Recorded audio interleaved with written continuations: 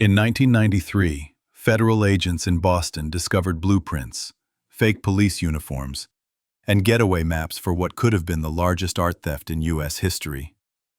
The strange part? The heist never happened. The morning of March 18, 1990, the city of Boston awoke to headlines that would echo for decades. Two men dressed as Boston police officers had brazenly entered the Isabella Stewart Gardner Museum, tied up security guards, and disappeared with 13 priceless artworks, including a Vermeer and a Rembrandt. The total haul? $500 million. That case remains unsolved, but this story isn't about that robbery. 3 years later, in 1993, FBI agents uncovered whispered rumors of another plan, a heist so elaborate it made even the Gardner theft look reckless. Except this one never made it past the blueprint stage. And yet, somehow, it feels just as chilling as if it had. Enter Mick Rinaldi, a petty criminal with a gift for logistics. He wasn't the kind of guy you'd expect in an art museum. He lived in East Boston above an auto body shop, worked odd jobs, and had 2 arrests for stolen car parts. But over late-night poker games, he'd become fascinated with the Gardner Museum theft. They didn't even need guns, he reportedly told friends. Just uniforms. Confidence. Timing. The guards gave it to them. By 1992, Rinaldi was sketching plans of his own. Not for the Gardner, but for another Boston institution.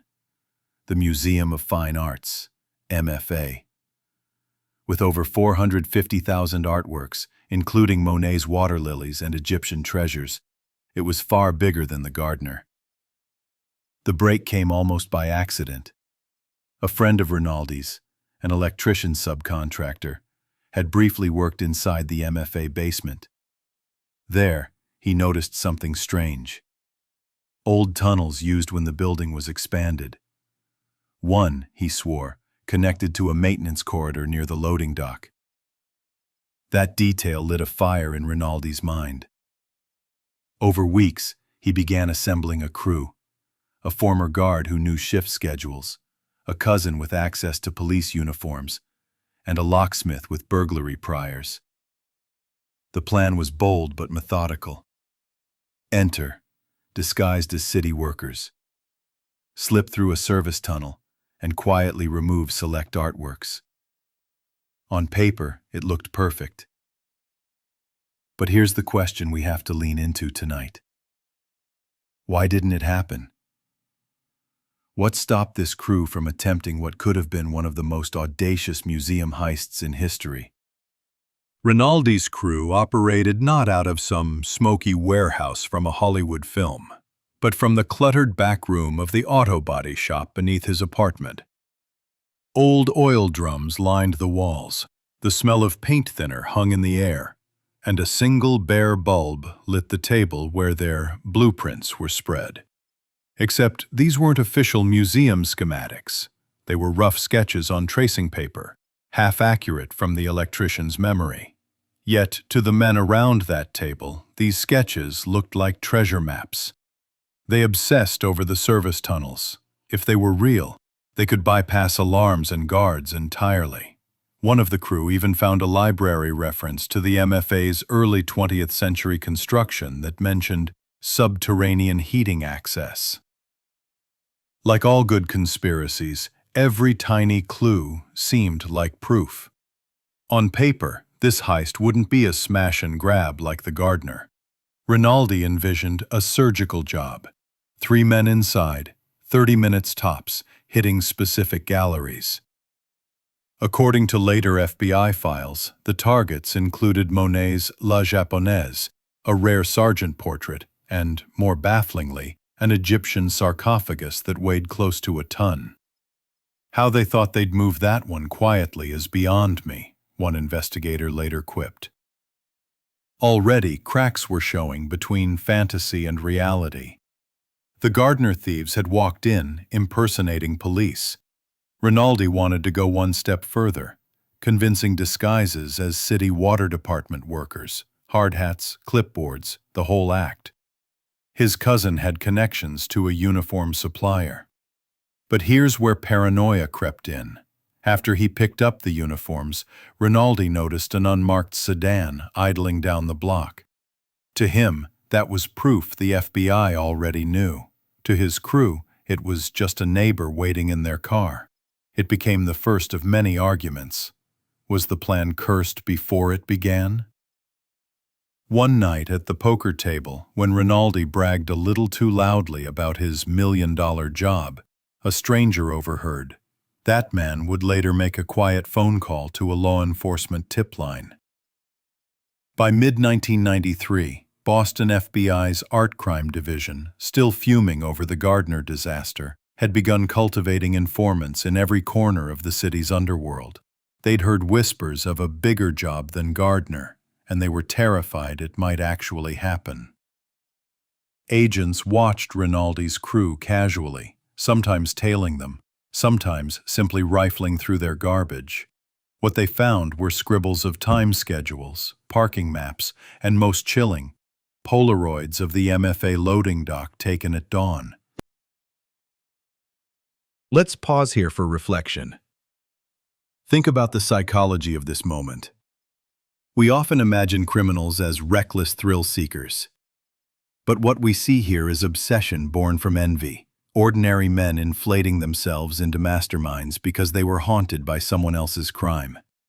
And hauntingly, they might never have been caught if they hadn't been undone by their own need to tell the story out loud. Late one autumn night, Rinaldi and 2 crew members wore the disguises and simply walked around the MFA's rear service area, carrying clipboards. It worked. A real guard approached, saw the uniforms, and just nodded. This was euphoric confirmation. It could be done. They drove away laughing, one whispering, "We're ghosts already." But agents were watching from a distance, jotting down every movement. Everything came to a head in January 1994. The crew had stashed rope, duffel bags, and duplicates of master keys in the trunk of a sedan. On a snowy Thursday, they sat parked near the MFA after dark, waiting for a guard change. Security logs from that night later confirmed, yes, shift rotations were unusually thin, and yet, something froze them in place. Witnesses later claimed one man in the car muttered, "We're already dead men if we do this." Whether it was paranoia, intuition, or the sight of another mysterious sedan across the street, they slammed the trunk shut and drove off into the night. The heist was over before it began. By spring, FBI agents had enough circumstantial evidence to raid Rinaldi's shop. What they discovered wasn't stolen art, it was evidence of almost crime. Uniforms, crude maps, stolen radio scanners, even handwritten lists of which galleries to hit. But here's where justice stumbled. Because nothing had actually been stolen, prosecution was tricky. Conspiracy charges carry weight, but only if intent can be proven beyond doubt. Without an informant testifying inside the plan itself, most of Rinaldi's crew walked free. Rinaldi himself faced only a minor weapons charge from an illegal revolver found on site. He served just under 2 years. Yet what remained was this eerie void. A museum heist so close to existence, so detailed in planning, that its absence felt like a missing chapter in Boston's crime history. So, here we are. The Museum of Fine Arts was nearly robbed in a way that might have rivaled the legendary Gardner theft. But the heist never took place. Was it paranoia, surveillance, or something even stranger, that the planners themselves needed the fantasy more than the reality?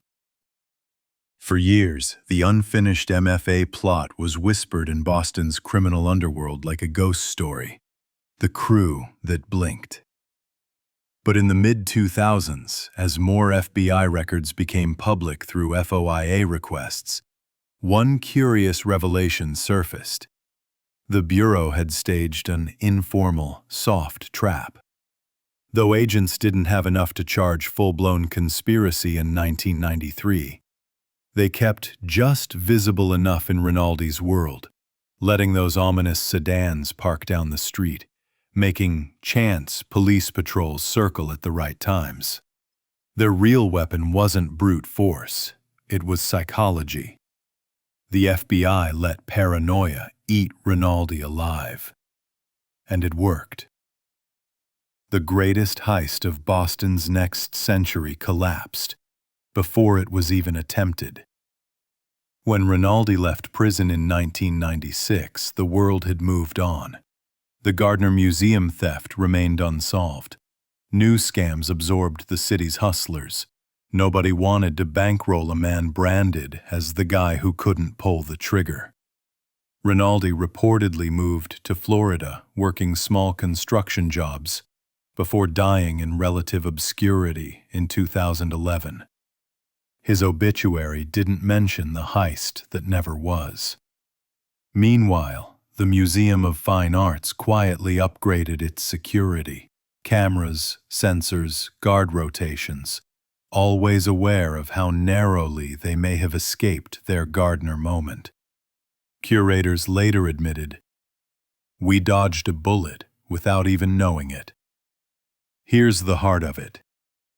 The MFA heist never happened, not because the plan was impossible, but because the men behind it never truly believed in themselves enough to act. For all the disguises, for all the stolen scanners, they still sat in that car on a snowy night, staring at a building they could never quite cross into. It was less a story of criminals stopped by law enforcement, and more the tragic study of men who wanted the legend, not the work. And that's why this non-heist has a strange hold on Boston lore. The Gardner robbery became infamous because masterpieces were stolen and have never been recovered. But in the MFA case, nothing was taken. Yet the story lingers like an echo, because absence can be just as haunting as presence. As one Boston Globe columnist later put it, "It wasn't the art that vanished. It was courage, and maybe sanity." The Phantom MFA heist reveals something profoundly human. Sometimes our darkest acts live not in what we do, but in what we almost do. More than 30 years later, the FBI still uses the MFA Phantom plot as training material when teaching about preemptive disruption, the art of stopping crimes by sowing doubt. It raises a difficult moral puzzle. Should law enforcement be allowed to drift this close to entrapment for a crime that technically never happens? On the other hand, how many priceless works of art, part of our shared heritage, now remain safe from loss because fear itself proved to be the most effective lock of all? And so we're left with a haunting question for you, the viewer. What's more dangerous? Those who act on their darkest impulses, or those who live just on the edge of them? Don't forget to subscribe to Real Mystery Reports for more strange, dark, and profoundly human stories. New true mysteries every day.